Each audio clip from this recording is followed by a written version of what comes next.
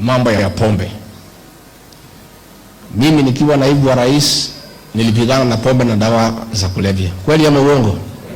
Ilipungua ikupungua? Then along the way tukakuwa na shida sana na rais wetu juu ya hiyo.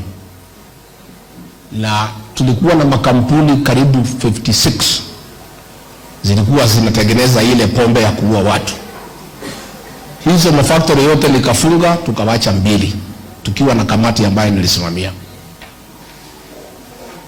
Na baada ya sisi kufunga hizo factories na kukasa machiefs na police, pombe ikapungua. Vijana wakaanza kurudi nyumbani, wakaanza kuoga, hata wasichana wetu wakaanza kupata watoto.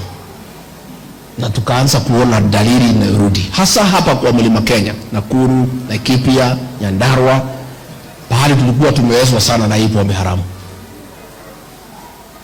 Ndio PS wa internal security akaambiwa na rais kwenda fungua hizo makampuni. Na makampuni zisipofunguliwa, zikaambiwa sisipeleke hiyo pombe pahali ingine, silete hapa kwa Mlima Kenya. Na ndio mimi nikakuwa na shida sana na rais, na nikamwambia tukiwa Nyandarua, nikamwambia unakosea watu wa Kenya, hao watoto wetu kufungulia hao pombe iwaue ni makosa. Hiyo pombe ilifunguliwa hizo companies mpaka wa leo.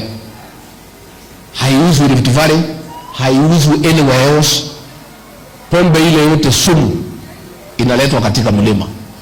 Jana pale Bahati hapa Nakuru kumekufa watu 3. Simuliona kwa TV jana? Tangu wanitoe kwa kiti, ile pombe yote mbaya ya kuua watu, rais aliagiza iletwe hapa kwa mlima, ndio imalize vijana wetu. Machifu wameambiwa muachane na hiyo pombe, wacha hii watu wakunywe wakufe. Polisi wameambiwa muachane naye, wacha hii watu wakunywe wakufe. Ati ndio idadi yetu ya wapiga kura ipungue. Mimi nasema Mungu yule uko uhai hata kubali hii jamii yetu iishe kwa sababu ya pombe.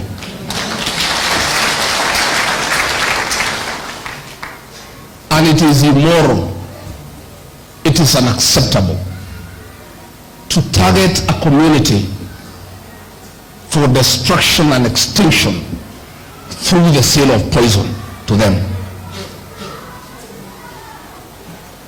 It is very clear that it is possible kumaliza hiyo pombe kwa sababu nilikuwa nimemaliza. Huyu PS wa internal security amepatiwa amri, pombe yote baya iletwe hapa kwa vijana wetu. So jana wamekufa watu 3 Bahati, wamekufa wengine Kirinyaga, wamekufa wengine Embu. Lakini ni sawa tu. Owo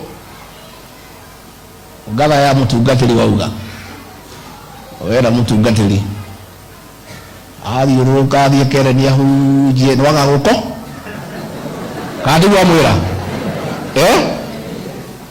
ona wewe urauga njohire njugu endirio ciana citu nigetha ikue no ugakenda ni agatukora. Hiyo kitu inatuhuzunisha sana sana.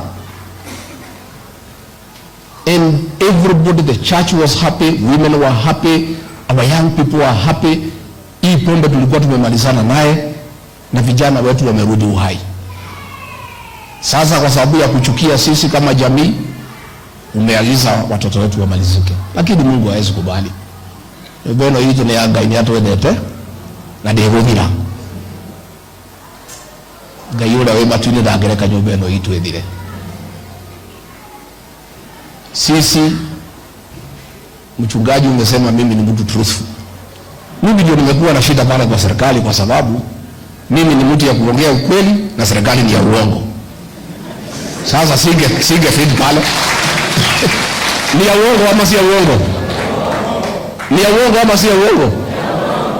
Sasa mimi pale nimwambia rais, hii maneno ya universities ilikuwa naendelea mzuri, watoto wanasoma kupitia HELB. Hii umelete ni ya kutatiza watoto wetu.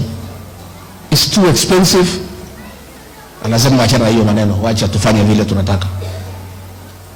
Mambo hii ya NHIF ilikuwa ilikuwa naenda mzuri, nalipa 500 kwa whole family.